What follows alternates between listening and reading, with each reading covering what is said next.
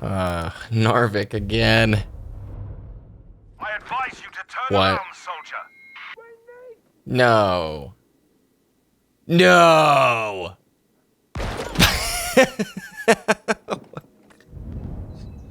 The game spawned me into like a gray little zip. Wow.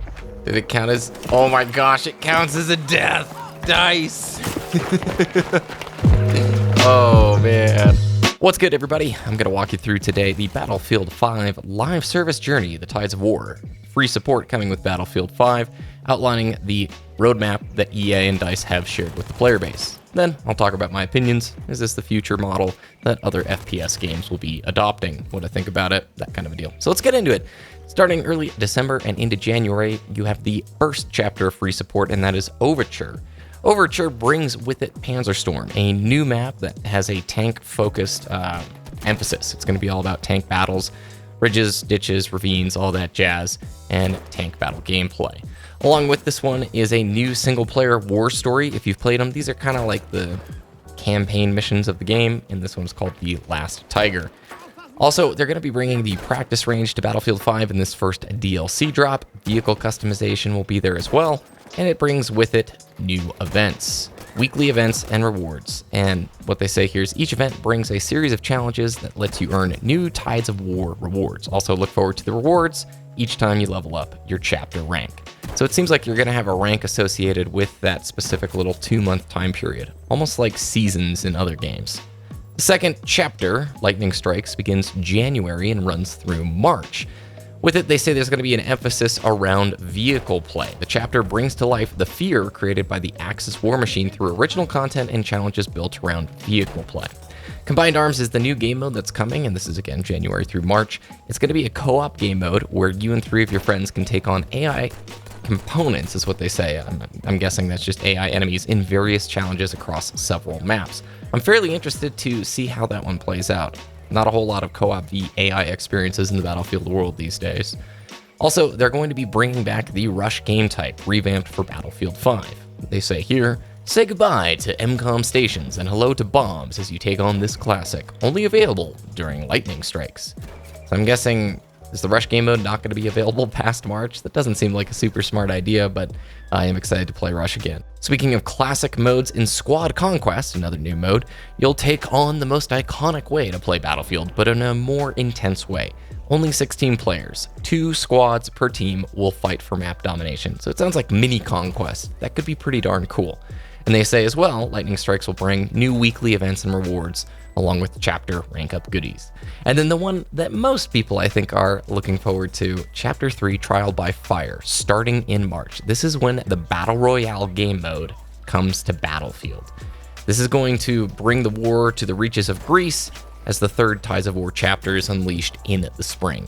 So it says here, DICE and Criterion start the fire with Battlefield 5's Battle Royale experience, Firestorm.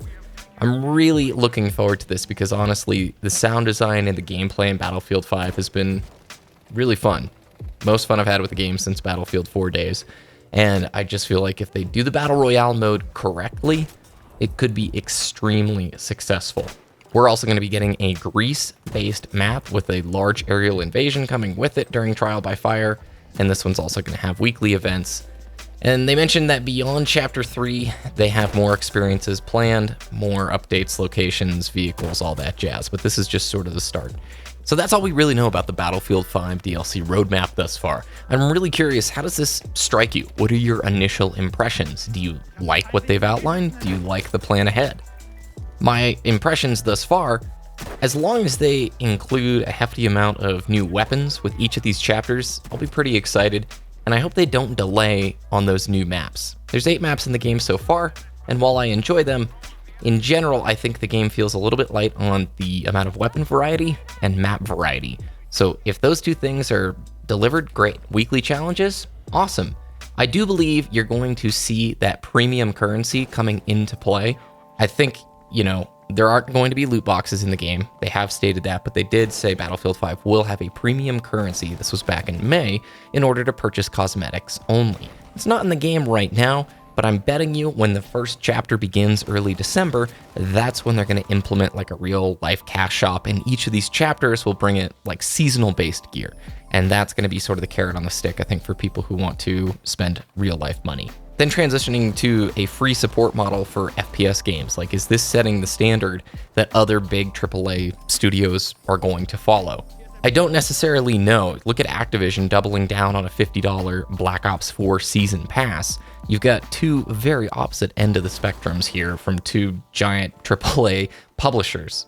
One thing I can say is I'm happy we're past the era of buying map packs that segment the player base up. A big concern, though, I have with this free support model is, will games initially launch with a bit less content in order to pad out a 9-month sort of span of drip feed? Meaning, will developers start saving up a little bit extra assets, resources, weapons and maps, so that they can slowly release it over the course of the next 6 months? I believe overall free support is a really great model, so long as it doesn't take advantage of the players in a way where the base game is diluted to the point where there just isn't that value there. It's early days to tell if Battlefield 5 is going to strike a balance with this free kind of Tides of War support and delivering on player expectations. As I noted earlier, I think the weapon variety and map variety in Battlefield 5 feel a bit light, and it really comes down to how well each of these chapters delivers on a robust, complete additional experience. How much engagement is it going to offer players over the next 3 to 6 months? I just really hope that Firestorm, the Battle Royale mode, comes together very well, because if it does, that could be a lot of momentum for the Battlefield series, and frankly, I think this would just be a great sandbox to experience BR in. Thank you very much for watching this video. If you enjoyed it, please thumbs the video up, subscribe for more, follow me over on Twitter at BBKDRAGOON. I'd love to talk with you guys there. Have a great rest of your day, and I'll talk with you next time.